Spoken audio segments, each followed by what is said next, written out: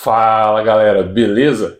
Bem-vindos novamente ao nosso canal do YouTube, o qual vocês acompanham sempre, sabem que eu trago o professor, eu estou falando de algum assunto específico.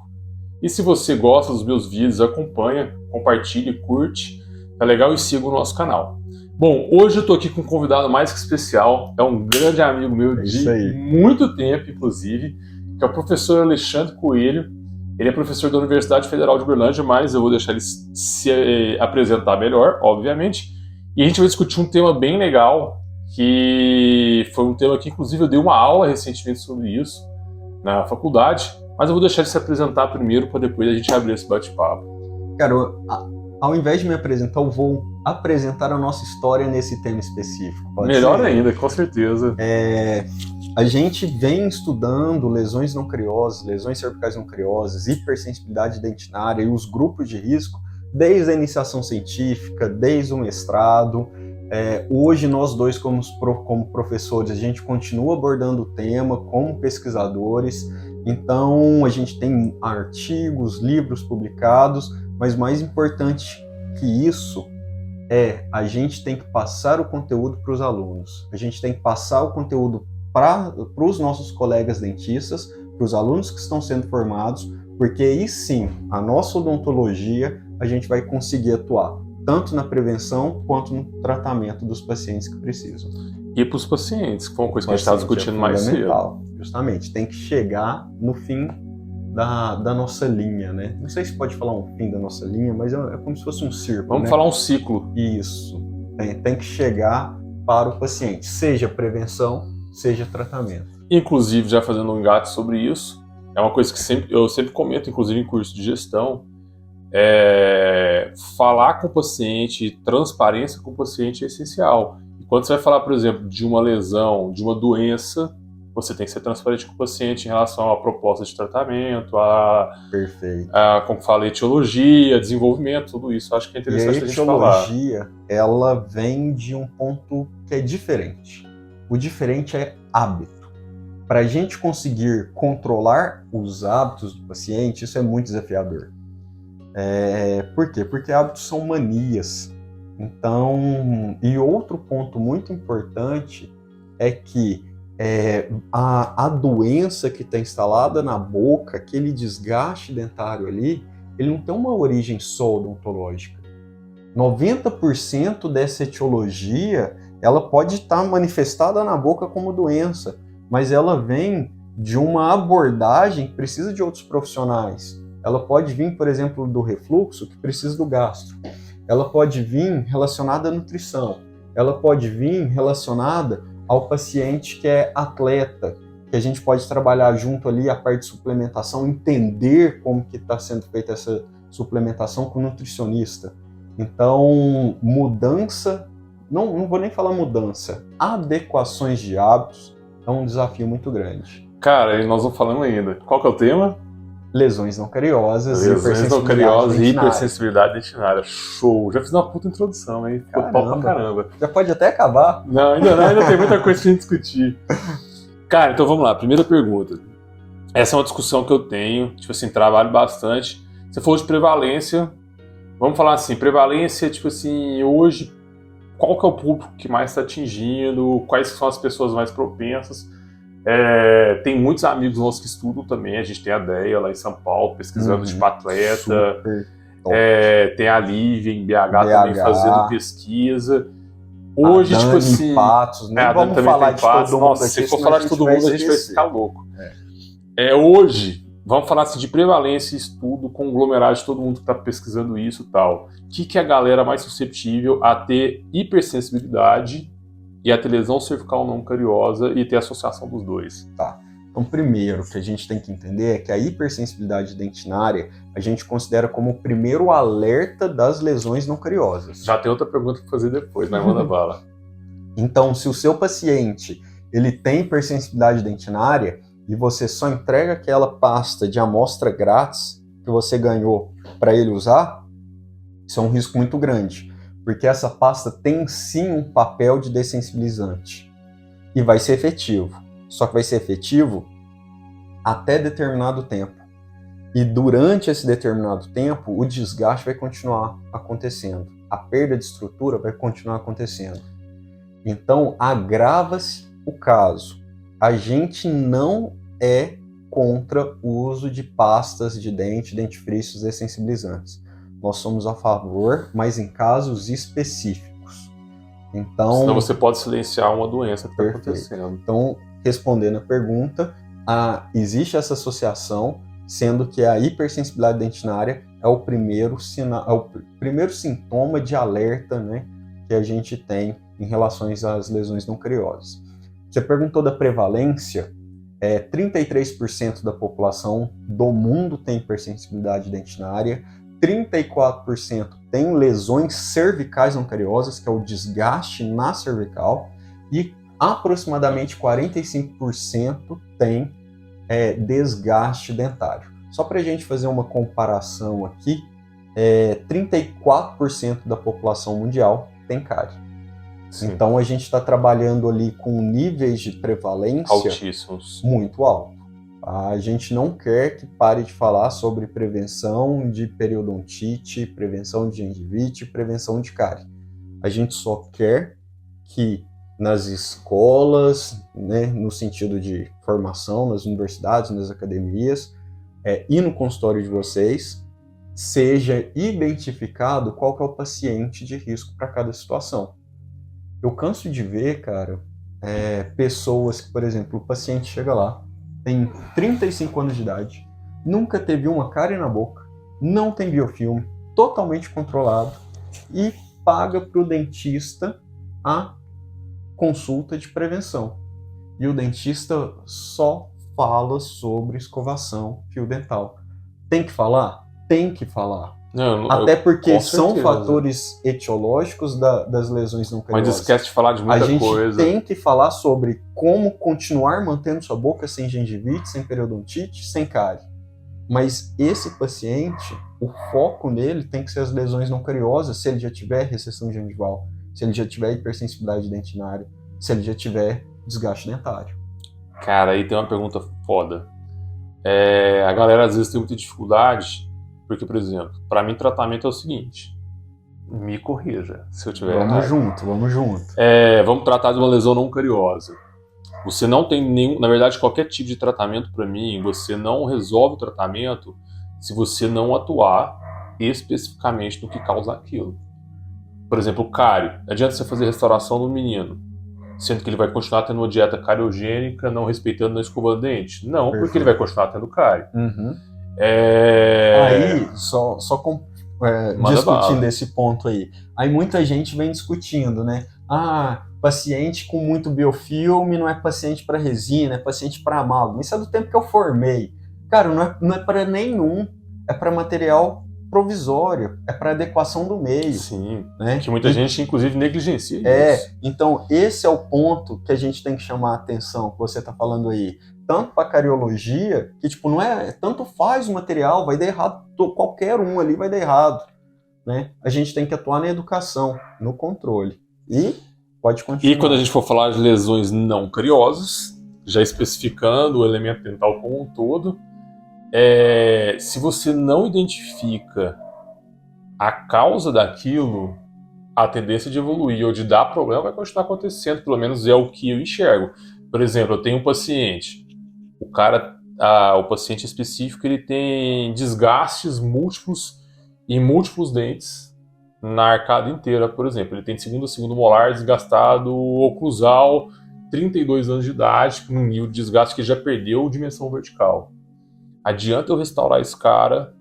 Para mim não adianta, se esse cara a gente não atuar no fator causal dele. Eu acho que esse é um dos pontos mais difíceis do tratamento da hipersensibilidade e da lesão cervical, porque às vezes muita coisa é sigilosa, e se a gente não faz uma anamnese boa, você não consegue enxergar isso daí. Aí eu quero saber a sua opinião em relação a isso, porque eu tenho muito paciente que procura a gente lá por conta desse tipo de situação. Mas eu quero que você passe, tipo assim, uma informação de pesquisador específico da área, porque eu não sou pesquisador específico da área mais, eu sou professor, mas eu não faço mais pesquisa em relação a isso. O que vocês estão vendo hoje de mais atual em relação à proposta de tratamento, desenvolvimento em relação a essa tríade do gripo antigo, a tríade do gripo, que ela é extremamente atual ainda, mas o que vocês específico falam para tratamento? Atual. Cara, é o seguinte, se você chegou num ponto, seu paciente chegou num ponto, se você que está assistindo aí perdeu sua ponta de caminho, está com uma lesão cervical-cariose, uma recessão gengival, não adianta recobrir, não adianta restaurar, não adianta aplicar um dessensibilizante. A gente tem que entender a causa, senão essa sua restauração ela vai descolar. E aí é legal que você coloca um panorama, cara, de um caso já muito grave. E eu vou responder essa pergunta modificando ela. Eu nem preciso ter um caso tão grave para ter a falha se eu não controlar o fator etiológico. Seu paciente ele pode ter uma lesão em um único dente. Se você não identificou que talvez aquele pré-molar ele tem um contato, uma interferência oclusal em uma desoclusão em balanceio, e isso está promovendo uma tensão de tração ou de compressão, cara, não adianta restaurar, o paciente vai chegar com um fragmento da resina na mão. Se você está recobrindo a raiz com enxerto gengival e tem uma interferência, o paciente continua combinando o ácido com escova com cerdas duras, dentifrícios abrasivos, uma técnica de escovação incorreta, o dente numa inclinação incorreta no alvéolo vestibularizado pode recobrir 15 vezes. Vai ter uma 16ª vez para você recobrir novamente. Então a gente tem que focar no diagnóstico para ter sucesso no tratamento ou no controle, como queiram falar. E uma dica que eu quero deixar aqui, mais especificamente em relação à restauração de lesões cervicais não criosas. Porque tem paciente que chega para você e fala assim, não, nem vou fazer não, já fiz várias vezes. Então olha só, se a restauração que seu paciente chegou no consultório, ela descolou ou ela fraturou, então, olha só, alguma coisa de errado acontecendo. Descolou ou fraturou. E eu estou considerando que o controle de umidade foi feito da forma correta, que o seu procedimento adesivo é padrão A, tá? Não estou falando que houve uma técnica de adesão. Então, se descolou ou fraturou, que sua fotoativação é padrão A. Se descolou ou fraturou, esse paciente tem um fator predominante, tensão muito exacerbada. Com certeza. É o principal.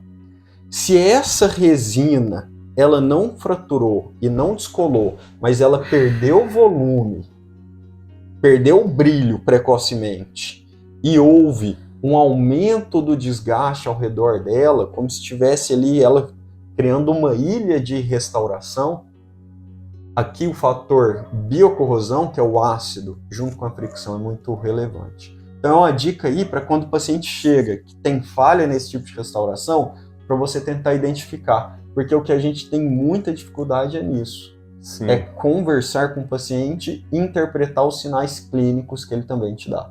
Cara, isso é uma coisa foda, porque tipo, eu e a Valência, a gente discute muito sobre isso. E, por exemplo, uma discussão que a gente tem muito é até que ponto recobrir, até que ponto restaurar, quando associar os dois. E a Valência, quando a gente chega um caso assim, a gente faz bastante. Ela é periodontista, né? Gente. Para quem não conhece, a Valência é periodontista. Então a gente tem essa discussão muito pesada. Primeiro eu vou polemizar. Manda bala. Tá? Você pode pesquisar aí, digita, vai no PubMed, procura lá as últimas meta-análises, que é topo de pirâmide, e os últimos estudos clínicos randomizados, os últimos RCTs. Eles mostram que se você tem e é aqui que está o ponto, se você tem uma boa restauração, para você ter uma boa restauração, ela tem que estar sem degrau, bem acabada, bem polida, bem polimerizada. A taxa de sucesso dos enxertos gengivais, o recobrimento, ela é similar quando é feita em sobredentina. Por que o periodontista não gosta de recobrir restauração? Porque o dentista que encaminhou para ele, encaminhou uma restauração com degrau, rugosa porque foi mal polida, rugosa porque foi mal polimerizada, com uma adesão deficiente. Aí quando vai raspar, fazer descontaminação mecânica, o que acontece? A restauração pula, descola. Então, isso é o que a ciência traz pra gente. Cara, essa discussão é boa demais. E aí, mas assim, vamos para outros pontos, né? até quando eu tenho que restaurar, até quando eu tenho que recobrir? De fato é o seguinte, perdeu esmalte dentina, restaura. Uhum. Perdeu periodonto, ou seja, recessão gengival, recobre. Perdeu esmalte dentina e periodonto, restaura e recobre. Agora vem cá, qual a profundidade que a lesão tem? Se ela é uma lesão muito profunda, sim, não tem jeito, a gente vai ter que restaurar. Se a tendência, né, a previsão do enxerto é recobrir tudo, a gente pode restaurar com alguns materiais biocerâmicos, como o biodentino. Sim. Mas se o enxerto ele não consegue recobrir toda essa cavidade, que não, então seria uma lesão cervical nucleosa ali a nível da junção amelo-cementária, a gente tem que restaurar com resina composta. Sim. No caso de ser uma lesão mais, onde ela tem uma perda de estrutura maior em termos, vamos chamar de altura, né, de abertura, tá? Então, ocluso ou inciso apical, mas ela não tem muita profundidade, perdeu ali menos de 1 milímetro e ela tem muita abertura, a própria configuração dessa lesão faz com que ela não acumule tanta tensão. Uhum. Então, porque ela não está formada de cunha. Justamente, aí você vai fazer pode até ser arredondada, mas se a proporção abertura, profundidade, ela for se ela for muito rasa, ou seja, pouco profunda e muito aberta, não tem necessidade da gente fazer uma restauração, já que a gente vai recobrir. Então, se ali está em torno de 1 milímetro de profundidade, mas perdeu uns 2, 3 de abertura, né, uma lesão, então não tem necessidade. A gente pode só recobrir. Agora, a parte coronária a gente vai ter que recobrir. Principalmente em lesões mistas. Olha só, aqui é uma lesão que a gente teria que restaurar toda. Agora, pensa se a lesão ela faz assim, ela vem profunda até aqui, depois ela vem biselando. Uhum. Eu espero que vocês estejam conseguindo identificar. Não, eu estou conseguindo associar por imagens, mas aí depois a gente pode até fazer algum complemento lá. E aí a gente vem com a resina e restaura a parte coronária que será simulada, né? Porque vamos considerar ali que nem sempre o enxerto vai chegar ao nível da junção amelo-cementária. Isso que eu ia falar, vamos falar assim, a nível de esmalte. Ao nível de esmalte. E aí a gente devolve essa junção dessa região e termina com a resina biselando. Porque a gente junta o melhor dos dois mundos. A gente consegue restabelecer biomecanicamente, e tem um trabalho nosso que mostra isso, essa comparação biomecânica, e também a gente consegue um recobrimento em dentina. Então, é algo, né, que parece ser complexo e realmente não é muito simples da gente entender. Mas quanto mais a gente faz, mais a gente conversa com o periodontista, mais a gente vai chegando num denominador comum. Um consenso. Um consenso. Em relação à adesão, pessoal, a adesão é um dos pontos que eu sou bem crítico. Porque a adesão é tudo. Então, tipo assim, se você quer trabalhar bem em qualquer nível de restauração, seja ela cervical classe 2, classe 1, classe 4, faceta, você precisa ter uma adesão extremamente bem feita, trabalhar com bons materiais e entender como que funciona aquele sistema adesivo que você trabalha. Independente se ele é autocondicionante ou se ele é convencional, só finalizar. Eu sei que o canal é seu, mas eu tenho uma pergunta.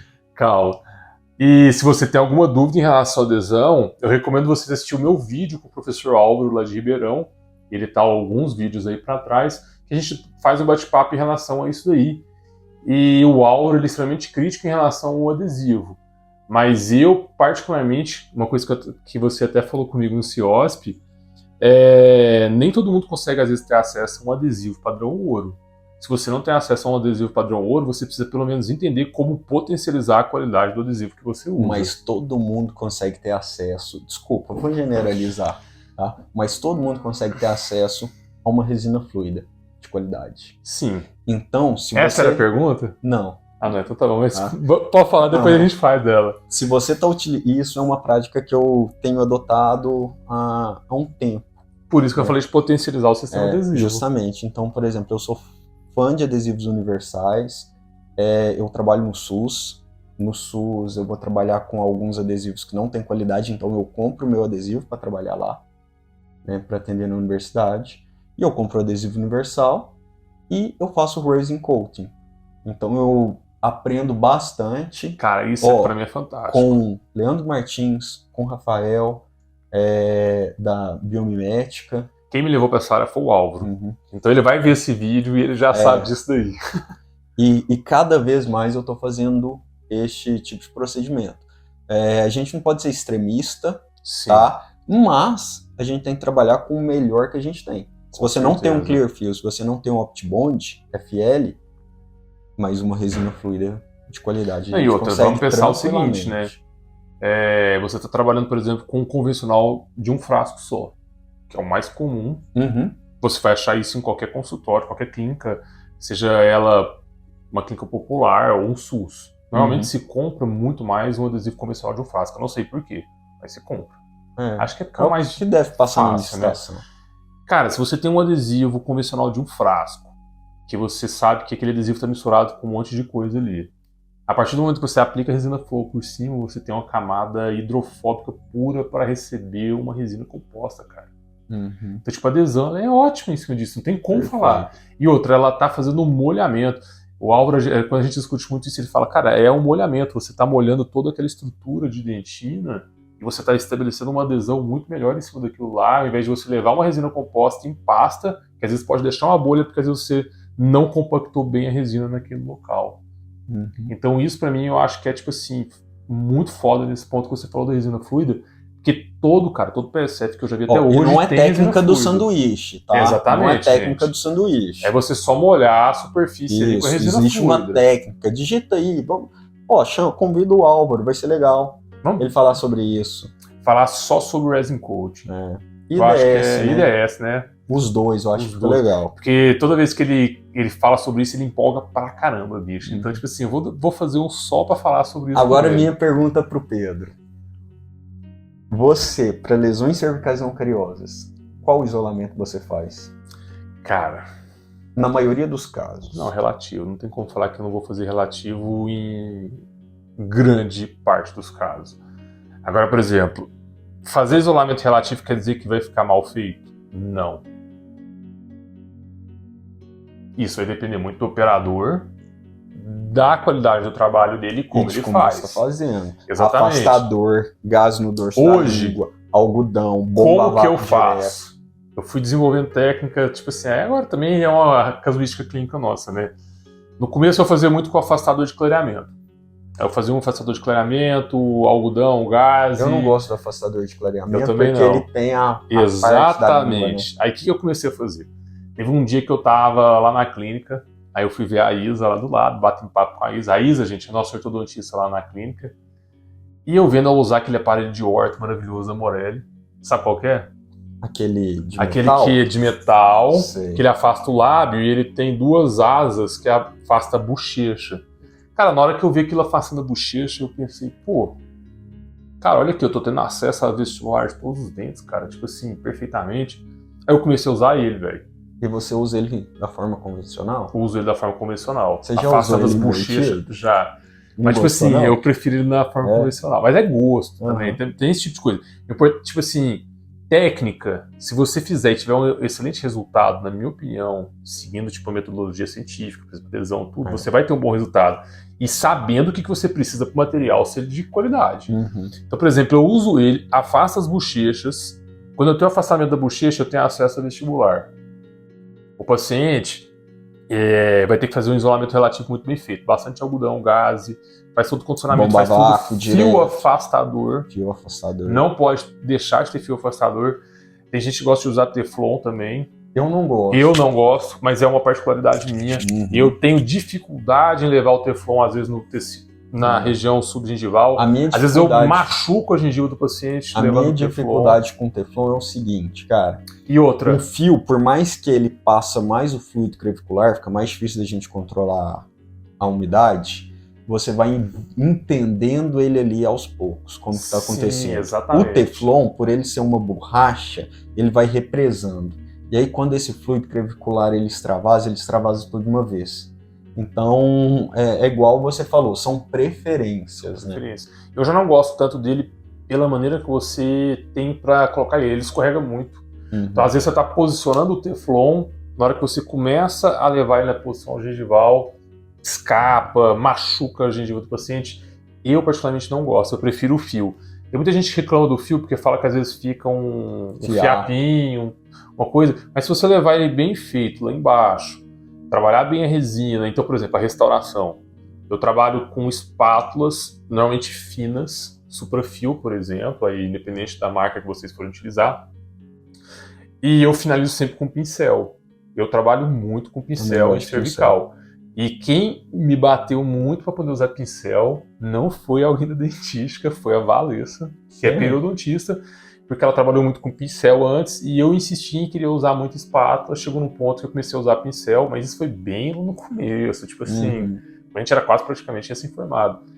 E eu tive uma adaptação com o pincel fantástica, então, tipo assim, eu sou muito fã do pincel. Só que o pincel ele não te dá adaptação cervical, né? Não dá. A adaptação cervical é a espátula mais fininha possível. Tá? Eu gosto do pincel para fazer aquela área de biselamento que você faz sentido apical ou oclusal. É quando você leva a resina e você não quer que fica aquele degrau que pode aparecer aquela linha que parece que o cara tem uma restauração chiclete na cervical. A resina, né? Porque a adesão, você não vai fazer adesão só da área da região cervical, você vai ter que fazer um bisel, dependendo do tamanho da lesão cervical, você vai ter que levar aquém tanto o condicionamento ácido quanto a aplicação do sistema adesivo, porque você vai levar um pouquinho a resina, além isso daí. Você não pode deixar aquém, né? A palavra seria essa. Então, essa restauração vai ter que fazer isso. Você faz isso com classe 4 e você tem que evitar a transição da resina com dente, ela tem que ficar mimética esteticamente. Então, eu faço a restauração desse jeito. Então, não sei se eu já te respondi tudo. E outro, acabamento polimento, teve uma discussão que eu fiz com o Igor muito boa em relação a multilaminada e diamantada. Quando você faz isolamento absoluto, você ganha uma tranquilidade muito grande nessa parte. Sim, com certeza. Porque fica muito mais só finalizando sua pergunta. Eu faço alguns casos com isolamento absoluto. Só que, por exemplo, tem casos, e isso eu falo, por exemplo, em relação à rotina clínica. Todas as minhas restaurações são feitas com isolamento absoluto. Exceto lesões cervicais. A minha casuística é de 10% isolamento absoluto. A minha seria essa. A minha seria essa também. Eu faço isolamento absoluto, isso. Eu faço isolamento absoluto naquele caso que eu tenho certeza que eu vou conseguir fazer um excelente isolamento e que eu vou ter um excelente controle de umidade. Se eu ficar em dúvida se eu vou ter um controle de umidade no isolamento absoluto, eu não faço. Por exemplo, inferior é muito mais difícil, né? Fazer um isolamento relativo. É bem mais difícil. O ducto salivar está ali, né? Na língua, região anterior aqui. É muito mais complicado. Mas o isolamento absoluto, se ele for ficar pior do que o relativo, para mim não serve. Agora, um ponto importante. A gente está falando aqui muito de técnica, né? E a gente vai gravar um outro vídeo aí para vocês. E eu tô em casa. Não, mas manda bala. Tá? A galera acha bom isso aí. Controle dos fatores etiológicos. Vamos. Porque a gente começou a nossa live falando sobre prevalência, sobre a importância de fazer esse controle. E, querendo ou não, a odontologia e nós, tá? A gente está nos incluindo aqui. A gente está se incluindo aqui. A gente é muito tecnicista. Sim. A gente tenta abrir a nossa cabeça, mas, querendo ou não, nossa discussão cai na técnica. Que é importante. Tudo isso aqui é fundamental para você que está aí. Pra gente também. E o clínico gosta disso. Mas a gente vai fazer uma outra gravação só para falar de fatores. Só para falar como que você aborda o seu paciente. Para tentar identificar nele. Vamos associar isso e eu vou abrir também um pouco a parte de... Não, você é o dono do canal, você faz o que você quiser. Não, eu tô só dando uma discussão, às vezes uma sugestão, né? Às vezes a gente vai falar disso, falando um pouco da parte de anamnese, como vender isso pro paciente, porque é importante você trabalhar também com essa parte de venda. Cara, e o legal, tipo assim, é bom fazer uma restauração estética, tipo assim, gosto muito, muito, muito mesmo, e ver o paciente, tipo, chorar de felicidade, sabe? Com certeza. Mas quando a gente tira a dor do paciente, cara, muito melhor. A gratidão dele é maior ainda. E eu sou um dos caras que muita gente me critica porque pra mim a estética é importante pra caramba, não é plano B, não é menos importante, estética não. Pra mim é funcional, cara. Cara, a estética, ela é saúde. Exatamente, ela é funcional. Se o cara não tá bem esteticamente, ele não sorri, ele não tem qualidade de vida no dia a dia. E aí que é o ponto, né? A saúde, o dentista, e isso entra na parte do diagnóstico também. A gente vê muito a odontologia como biológico, órgão dental, no máximo sistema estomatognático. Certo, E a é saúde muito não mais é do que isso. A saúde é biopsico, socioespiritual. Então, muitas das vezes, nossa, tem hora que eu escuto alguns colegas nossos, eu já fiz isso. Falando, não, mas isso aí não é nada. Ah, Cara, isso é demais. ou não é nada, o paciente está te procurando, questionando aquilo, a gente não sabe o que ele já passou, né? Então, todos esses pontos, inclusive questões de ansiedade, distúrbios de alimentação, né? Agora já trazendo aqui de novo para o assunto de não cariosa, a gente tem que abordar com esse nosso paciente. Com certeza. Cara, tem muita pergunta para fazer. Eu vou fazer o seguinte, você galera. Gostou, se você gostou, vai ter que curtir, não tem como. Mas eu vou fazer o seguinte, gente. Daqui uns dias, eu vou abrir uma enquete. Nós dois juntos. Vou botar caixinha de perguntas e você bota uma no seu. beleza. E nós vamos vir tratar desse assunto de novo aqui, numa segunda live, porque eu não posso ficar muito tempo aqui, porque vocês já devem estar pulando o vídeo ou escutando em 1,5, 2 vezes de velocidade. Ah, não, eu já ia ter começado em 1,5, eu sou ansioso, aperto meus dentes. Eu também. Então nós vamos fazer uma segunda live, só para falar de etiologia, e eu quero fazer outras perguntas em relação ao tratamento. Inclusive uma delas é como... Já me fizeram essa pergunta e eu fiz uma discussão um dia com 2 clínicos, cara, de meia hora. Massa. De como tratar a sensibilidade subgengival. Cara, essa é boa e entra na parte de restauração. Nós vamos falar depois ou agora? Depois, né? Depois. Depois a gente fala disso, porque essa pra mim é uma pergunta fantástica. Não adianta fazer vídeo longo. Não adianta não, porque essa galera já deve estar querendo terminar o vídeo aí. Galera, valeu por ter assistido hoje. Eu tô muito de boa, porque o Xande é amigo meu há muito tempo. E a maior parte dos nossos vídeos agora vão ser desse jeito. Se você curtiu, compartilhe com colegas, siga o canal e nos ajude a fazer a divulgação disso daí, que o Xande daqui uns Valeu, dias pessoal. tá aqui de novo. E o mais importante, transfira esse conhecimento para a sua prática clínica para beneficiar seu paciente. Propague o conhecimento. Com certeza. Um abraço. Valeu, gente. Um abração. Tchau.